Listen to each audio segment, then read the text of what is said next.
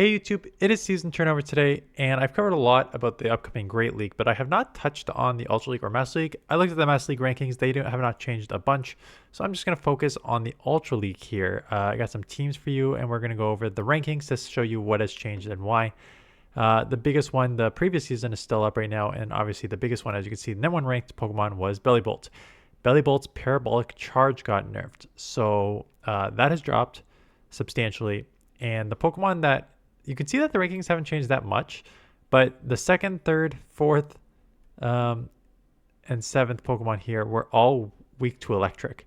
So basically what happened here is all those Pokemon that were already high on the list that are weak to electric just continued to dominate. Moltres, Corviknight, Lapras, Jellicent, Empoleon, and now Feraligatr jumping up to 9 too, because you don't need to worry about Bellibolt. So very similar-ish to the last meta, less Bellibolt. Means your flyers and waters have a little more freedom. Other changes that I will note here, you have your Clefable running Meteor Mash, Moonblast, really nice both cover moves and decently hitting hard moves with that fast Fairy Wind. So Clefable is definitely one that you'll see out there.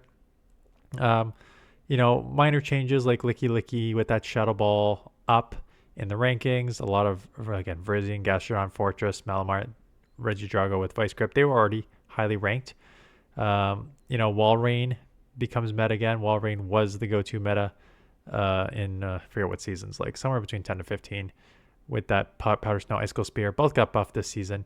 Will give it a lot of play in the Ultra League. Toucannon is on there as the Shadow.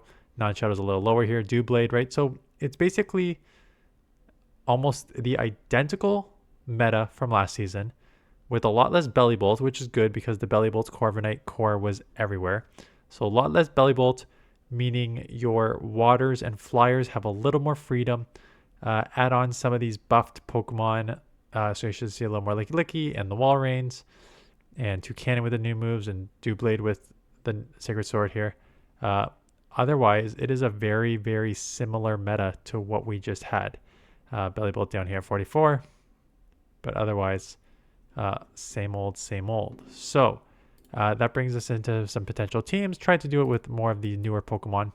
Starting with Doublade, a Ghost Steel Pokemon. So covering, you're going to be weak to Ground, and you're going to be weak to Ghost and Dark, and I know I'm missing Fire. Yeah, Fire. So Feraligatr and Guzzlord. Feraligatr is a safe swap. You can deal with the grounds, you can deal with the fires, and then fire and ground Pokemon. And then in the back is Guzzlord, which will deal with the darks and ghosts. So pretty balanced, safe team. Lead Doublade. If you see any of those sort of issues, safe swap into Feraligatr. Try to flip switch, and then Guzzlord in the back, which will cover a lot of the weaknesses as well. Toucannon, I just went over, nope, I did not just go over. That will be tomorrow. I just shot a Beyond the Hype on it. I played with it during Catch Cup, so I will go over all of its strengths and weaknesses. But as you can see by the rankings and the matchups here, a lot of great matchups. Obviously, Ice is going to be your biggest issue. Right? Not a lot of electrics after your Bellibolts got nerfed, and there wasn't a lot of electrics in the meta to start with. So you kind of take that out, and the Ice, which got buffed, is now the one you need to worry about the most. So put in Dusknoir as a safe swap, which has the Dynamic Punch, which is super effective against Ice, and Steel. So Steels is the other thing you need to worry about, because Steels will resist every one of your moves. And then you have Cobalion in the back, which has the Sacred Sword as well. So you basically safe swap Dusknoir, try to flip switch, and then align in the back with Cobalion. Ludicolo, another Pokemon that I think a lot of people are excited to use, and one that should be everywhere. The only problem with Ludicolo in this league is, there's already not a lot of electric, so your flyers who are already strong just became stronger. So you need to cover your flyer weakness, essentially. So I covered it with Togekiss and Credilli. Credilli has that Rock Tomb, and Togekiss is a flyer in itself, and the two main flyers on this list are Moltres and Corviknight. So Moltres, you'll resist the Sucker Punch, and Corviknight, you'll resist the Sand Attack and the Payback. So gives you a lot of coverage. I think both Togekiss and Credilli could theoretically be used as a safe swap. So if you see a flyer on the lead, you can safe swap, I think, into either one of those. And yeah, and go from there. A couple more teams here, going with a Reggie double steel backline. Reggie got that Vice Dragon Energy nerfed, still a good move. Vice Grip, bait move / quicker move than Hyper Beam. So being able to spam those is useful. Still going to have problems with Ice and Fairy. So with that, have two steals in the back, one of them being Empoleon as the water Pokemon to being able to resist Ice and resist Fairy and potentially flip swap. And then you have a second one in the back, but this one is half bug, so it only has one weakness, and that is fire. You have a water Pokemon and you have a dragon Pokemon, so that can offset those weaknesses. So double steel line, but the steels have enough typings that they will cover sort of the different Pokemon. And last one, Clefable, Jellicent, Stunfisk. Clefable getting that Meteor Mash. So having a hard-hitting Meteor Mash and also having Moonblast. Steals are going to be the biggest issue, right? Steals and poisons. So Jellicent, Stunfisk. Jellicent has your safe swap. Both Ghost and Ground resist poison. Steel is resisted by water. And Stunfisk has the Mud Bomb to deal with the steals as well.